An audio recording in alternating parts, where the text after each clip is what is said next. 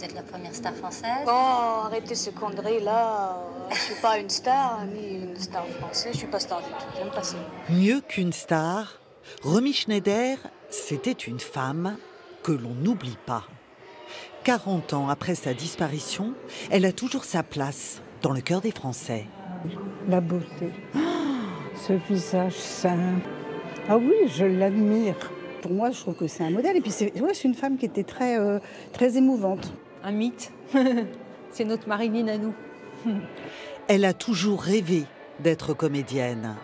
Comme ses parents et grands-parents, Romy Schneider est née en 1938 dans une famille allemande.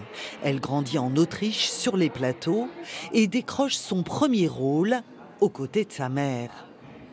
À 19 ans, Sissi va changer son destin. Ce que je veux, c'est être libre et vivre sans contrainte. C'est mon père qui me l'a enseigné. Son immense succès lui permet de s'émanciper de cette mère omniprésente. Fini les films à l'eau de rose. Elle interprète une jeune fille amoureuse de son professeur. Et s'envole pour Paris, jouer avec un jeune inconnu qu'elle a elle-même repéré. C'est quelqu'un qui a choisi sa vie.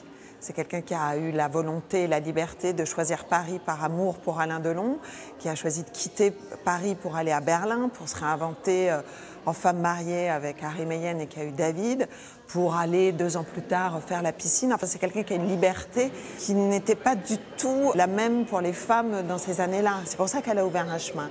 Avec Bardot, Romy est l'une des premières à oser la nudité.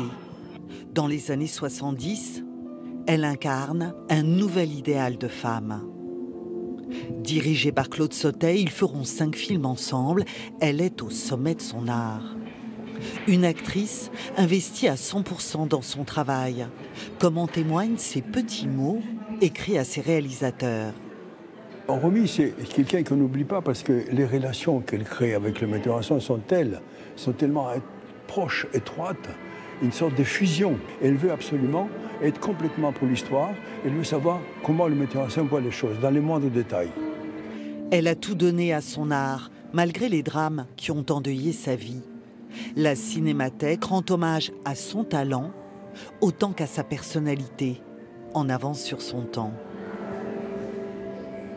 Et restons dans les années Romy Schneider. C'est aussi une époque où on fumait la pipe, objet mythique, immortalisé notamment par Brassens ou Jean-Paul Sartre.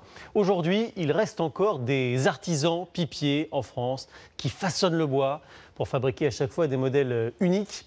Un savoir-faire perpétué notamment dans un atelier des Landes à Bellus, où se sont rendus Erwan Brem et Christophe Brousseau.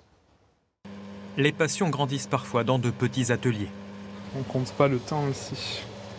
Le travail du bois, la perfection du geste et le plaisir de fabriquer un objet unique.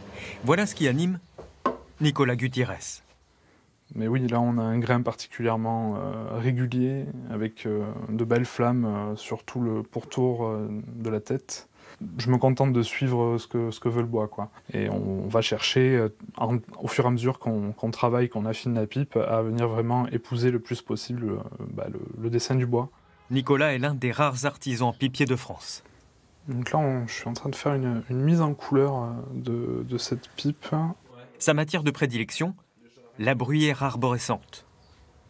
Un travail d'ébéniste de précision pour faire apparaître toutes les nuances du bois.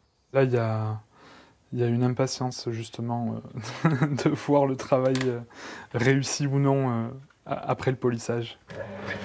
C'est là qu'on voit vraiment, par le contraste de la couleur, en fait, le grain du bois, quoi.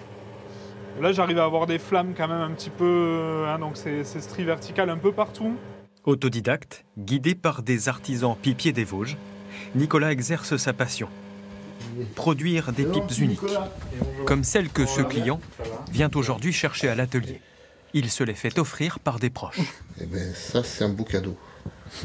Certainement transmis aux enfants plus tard, quoi. La pipe du pépé. Ben ouais, ça va rester. Ouais, très très beau. Le client en a aussi profité pour faire restaurer une pipe de son père. Car ces objets-là ont une valeur sentimentale. Et ils sont nombreux à confier à Nicolas ces petits morceaux de patrimoine familial. Cette femme veut faire restaurer les pipes qui avaient appartenu à son mari et qui lui rappellent bien des souvenirs. Entre le toucher, le foyer chaud, l'odeur du tabac, c'est-à-dire pour le moment de choisir déjà, on regarde dans tous les sens, enfin on touche, on palpe. Ça se voit que c'est un objet d'art. Je vais faire un petit léger sablage sur le dessus pour nettoyer. Restaurateur et collectionneur, Nicolas redonne vie à ces objets singuliers, autrefois très utilisés.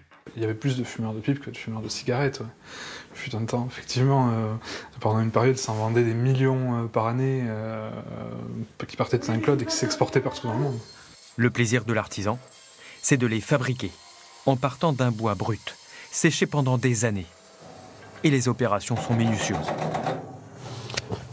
Perçage du foyer et des différents axes de la pipe, 1 millimètre de trop et tout part à la poubelle. Voilà, de l'anglais, je souffle. On est bon. Pendant des jours, Nicolas va travailler la pièce à la main pour lui donner la forme qu'il désire. La forme parfaite. C'est les doigts là qui comprennent et qui savent si c'est bien fait ou pas, parce qu'à l'œil, on ne voit plus rien.